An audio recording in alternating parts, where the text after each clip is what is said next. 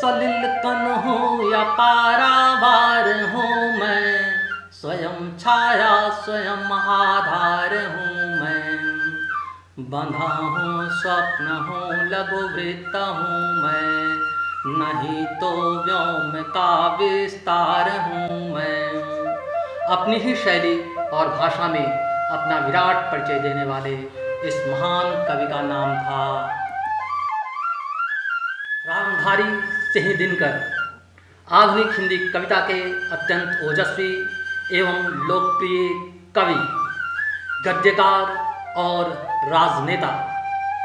मैं डॉक्टर निहार रंजन सिन्हा, बाबा साहेबराम संस्कृत महाविद्यालय पचाड़ी दरभंगा में हिंदी का सह प्राचार्य।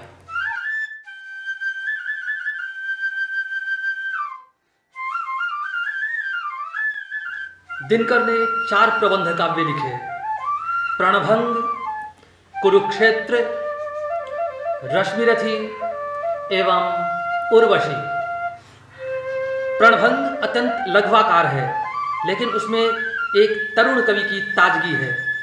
महत्वपूर्ण यह है कि यह कृति कुरुक्षेत्र और रश्मिरथी की आधार भूमि तैयार करती है। तीनों प्रबंधों की कथा का आधार महाभारत है।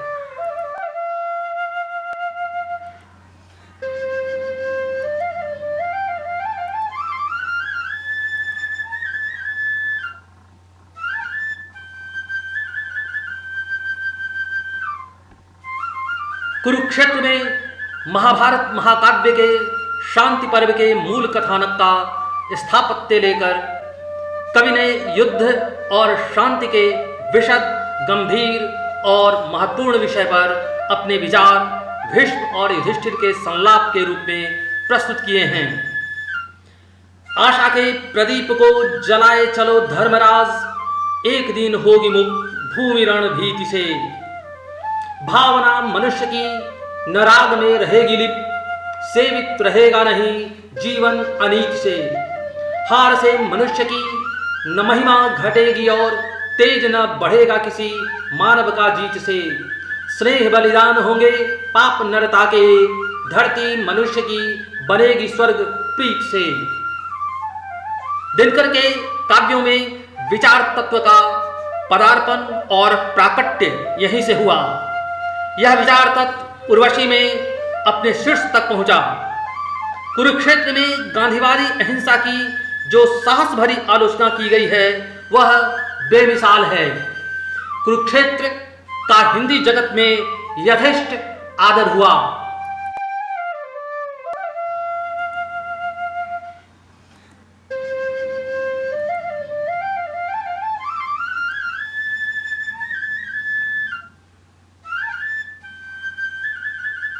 महाभारत रश्मिरथी खंडकाव्य की प्रेरणा है।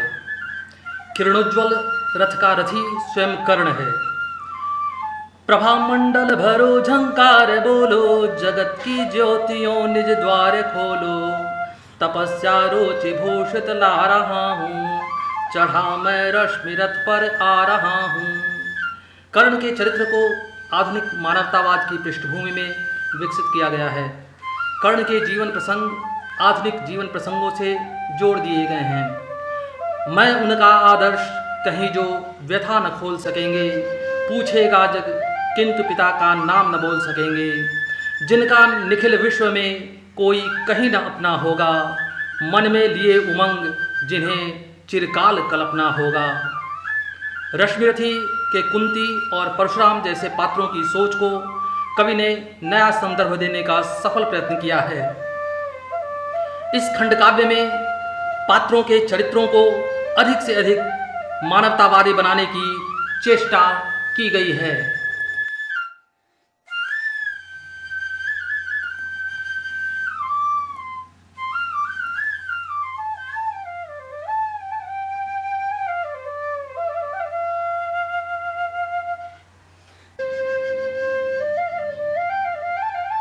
उर्वशी प्रेम और सौंदर्य का काव्य है। राष्ट्रीय भावधारा से इतर प्रेम सौंदर्य मूलक कविताओं के प्रति कवि का लगाव जन्मजात था। यहाँ प्रेम और सौंदर्य की मूलधारा में जीवन दर्शन संबंधी अन्य धाराएं भी मिलकर एकाकार हो गई हैं। इस काव्य नाटक में दिनकर ने उर्वशी और पुनर्वा के प्राचीन आख्यान को नया संदर्भ दिया है। यहाँ पुनर्वा के भीतर देवत्व की प्यास है, जबकि उर्वशी सहज सरल भाव से धरती का सुख लूटना चाहती है। नर के वश की बात, देवता बने कि नर रह जाए, रुके गंध पर या बढ़कर फूलों को गले लगाए। पर सुर बने मनुज भी तो यह स्वत्व न पा सकते हैं, गंधों की सीमा से आगे देव न जा सकते हैं। उर्वशी की भाषा दिनकर की अन्य कृतियों की भांति सादगी युक्त नहीं, बल्कि अभिजात्य आलंकारिकता से अलंकृत है।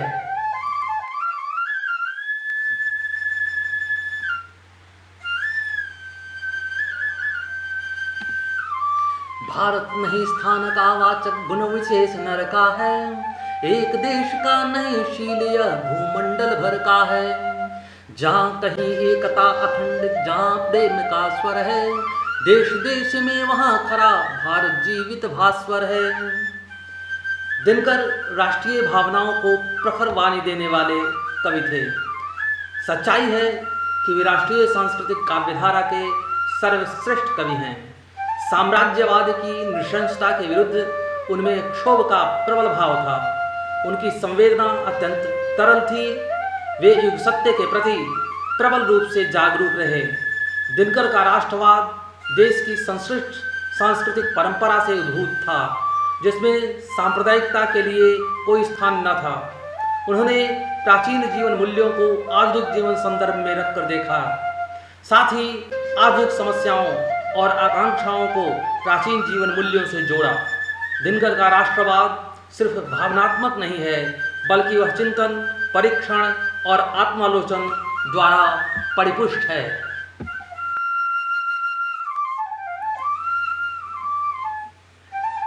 दिनकर की डायरी। इस डायरी में उनके निजी, पारिवारिक, सामाजिक, साहित्यिक एवं राजनीतिक घटनाक्रमों का अंकन हुआ है। इसमें उनके जीवन का संघर्ष और मानसिक द्वंद्व भी बड़ी स्पष्टता के साथ प्रकट हुआ है। वैयक्तिकता को उजागर करने वाली इस विधा में दिनकर अत्यंत उन्मुक्त और उदार नजर आते हैं। कहीं उनकी भावुकता प्रवाहित होती है, तो कहीं उनकी चिंतनशीलता उड़ान भरती है।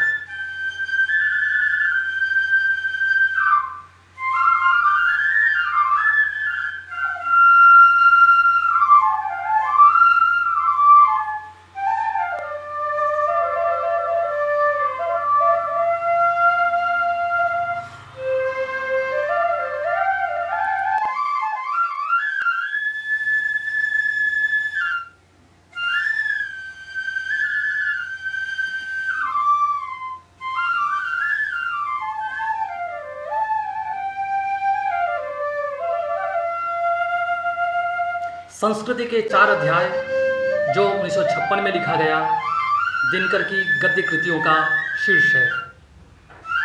आकृति की दृष्टि से अपने कलेवर में यह एक विराट ग्रंथ है। इसमें दिनकर की वैचारिकता ही नहीं, बल्कि शोध और अनुशीलन की उनकी क्षमता भी प्रकट हुई है। इसमें भारतीय इतिहास को, विशेषकर उसके सांस्कृतिक प्रवाह को 4 पड़ावों में विभक्त कर जांचने परखने की कोशिश की गई है।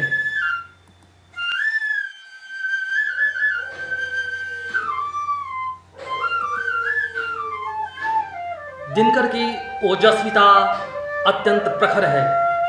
वह तेज उनके नाम में भी झलकता है और उनकी कविताओं में भी।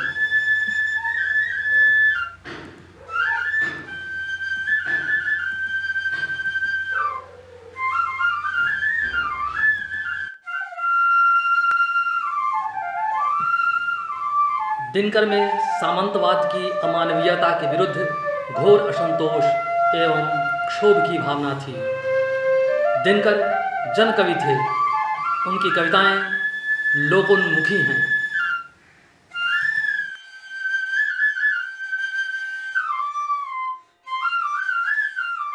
दिनकर द्वंद्व के कवि हैं। एक ओर उनकी कविताओं में ओज, विद्रोह, आक्रोश और क्रांति की ज्वाला है, तो दूसरी ओर कोमल श्रृंगारिक भावनाओं की मनोहारी अभिव्यक्ति भी।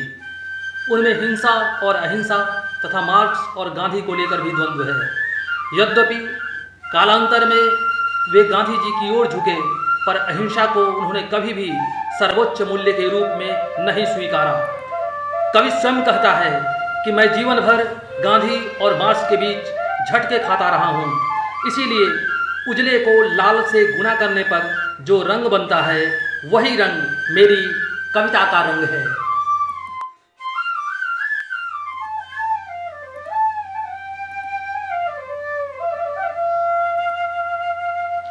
दिनकर की शैली में प्रसाद गुण भरपूर है। उनकी कविता में एक प्रवाह है, वाणी में ओज है और उनकी अनुभूति में तीव्रता है। और तो और उनकी संवेदना की सच्चाई से इनकार करना असंभव है। इनकी अधिकांश कृतियों में काव्य की शैली रचना के विषय और मूड के अनुरूप है। एक बानगी देखिए। अरे यार, तू तो बड़ा शेर दिल है, बीच राह में लगा रखी महफिल है, देख लग जाए नहीं मोटर के झटके, नाचना जो हो तो ना सड़क से हटके, सड़क से हटके तू ही क्यों न चला जाता है, मोटर में बैठ बड़ी शान दिखलाता है, झाड़ देंगे तुझ में जो तड़क भड़क है, टोकने चला है तेरे बाप की शरक है।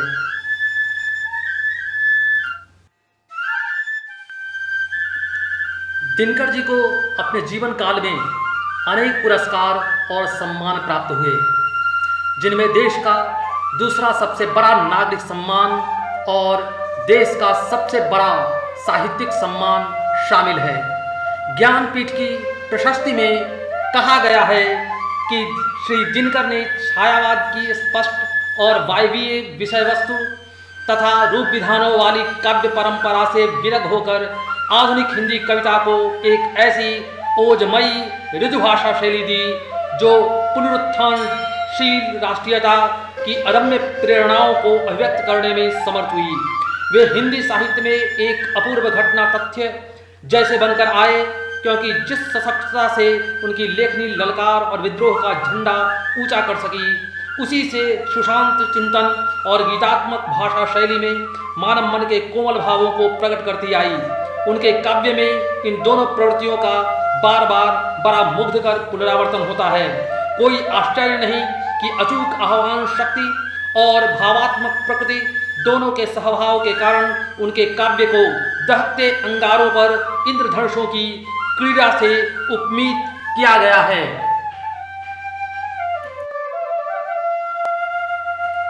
धन्यवाद।